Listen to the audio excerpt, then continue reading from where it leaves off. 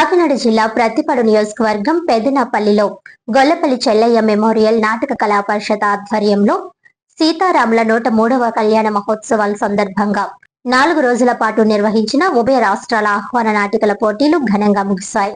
ఈ సందర్భంగా గొల్లపల్లి బుజ్జి మాట్లాడుతూ కళలు సంస్కృతిని ప్రోత్సహించాలనే లక్ష్యంతో ఏలేశ్వరం మండలంలో నిర్వహించిన ఈ నాటికల పోటీలు 4 రోజుల పాటు కొనసాగాయి. మొత్తం 9 నాటికలు ప్రదర్శించగా అమ్మ చెక్కిన బొమ్మ, ఇంద్రప్రస్థ, తరమెళ్లిపోతున్నదో వంటి నాటికలు విశేషంగా నిలిచాయి. పోటీల్లో గోవాడ క్రియేషన్స్ హైదరాబాద్ వారి అమ్మ చెక్కిన బొమ్మ ప్రథమ స్థానం సాధించగా, గుంటూరు అభినయ ఆర్ట్స్ వారి ఇంద్రప్రస్థ ద్వితీయ స్థానం, కరణం సురేష్ మెమోరియల్ వారి తరమెళ్లిపోతున్నదో తృతీయ స్థానాలు దక్కించుకున్నాయి.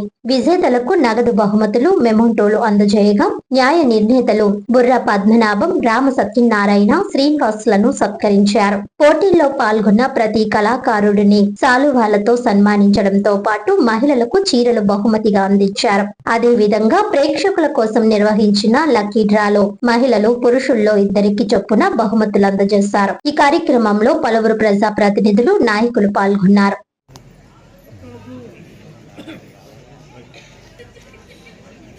ప్రదర్శన పారితోషికం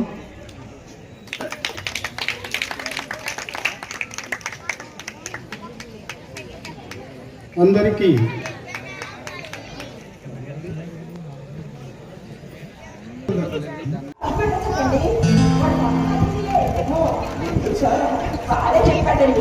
బయట వీళ్ళు మాత్రం లోపల మనిషి గురించి ఆలోచించకుండా సెల్ ఫోన్ లో కత్తుకుపోతున్నారు.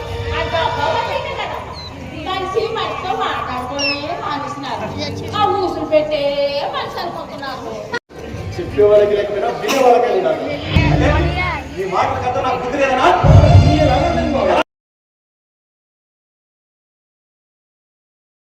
రెండవ ప్రదర్శన బీవీకే క్రియేషన్స్ కాకినాడ వారి